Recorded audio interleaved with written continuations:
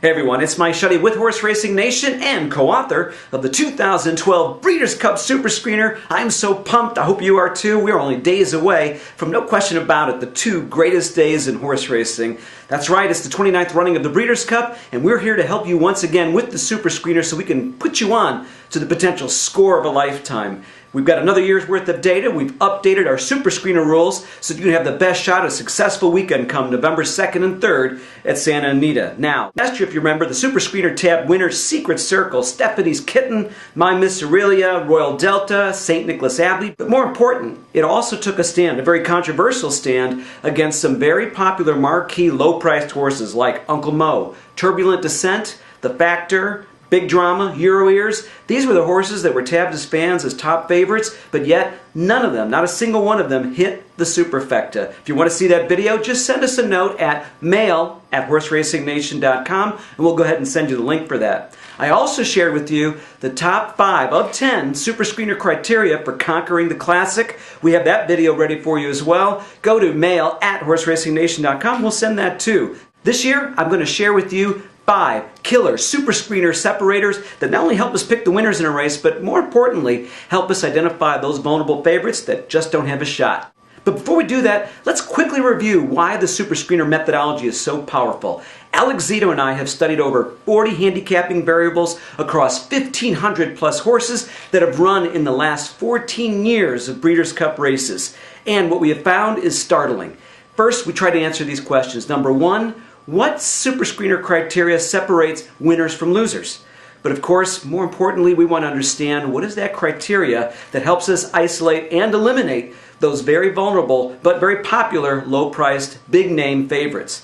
Lastly, we looked at dozens of those bomber horses, 20-to-1 plus, that are prolific come Breeders' Cup time. What separates those horses that hit the board versus those who expectedly finish in the back of the pack? Now get ready, I'm going to share with you 5 killer Super Screener separators, and we begin with the Classic. This is one of my favorites.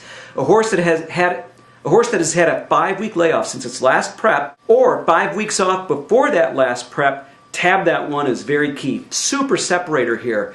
And you know what? Horses that have run lots of races, had none of those layoffs, basically, they go off at low odds. They were popular horses, but they left their best races on the track during the summer.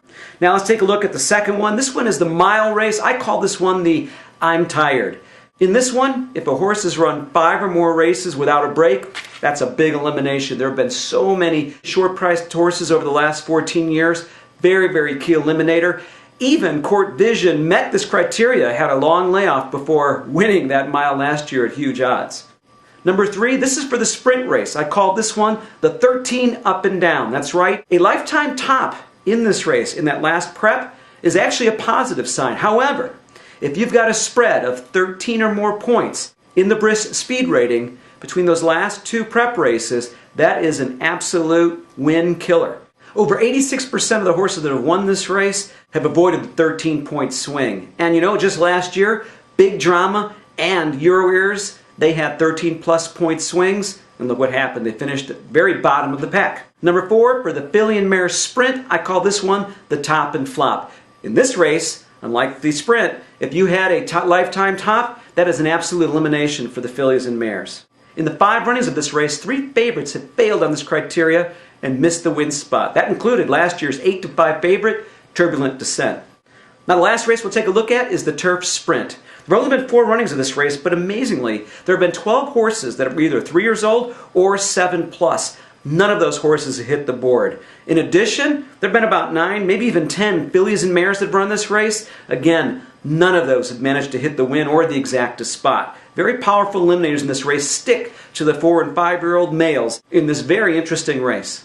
There you have it, 5 killer separators. Guess what? There are about 150 Super Screener separators that cover the 15 races. You can order yours now at superscreener.com, and in there we'll share with you all the content that you get for each and every one of those 15 races, which includes screening of last year's race, includes the screening of this year's race, of course, wagering recommendations, and some very interesting stats for each and every one of those races. Now, if you haven't signed up yet for your TVG account, I got to tell you what you're waiting for. You've got just days away here now. You got to load up that account. This is the biggest 2 days in racing. And if you go to horseracingnation.com, we've got a tremendous offer for you just in time for the Breeders' Cup. Hey, tune in again next week because we're going to put out another edition of that ever-popular Stand Against Favorites video. This is very, very critical as you prepare for your assault on the Breeders' Cup. So, until next week, I want you to go fast, study hard, and win.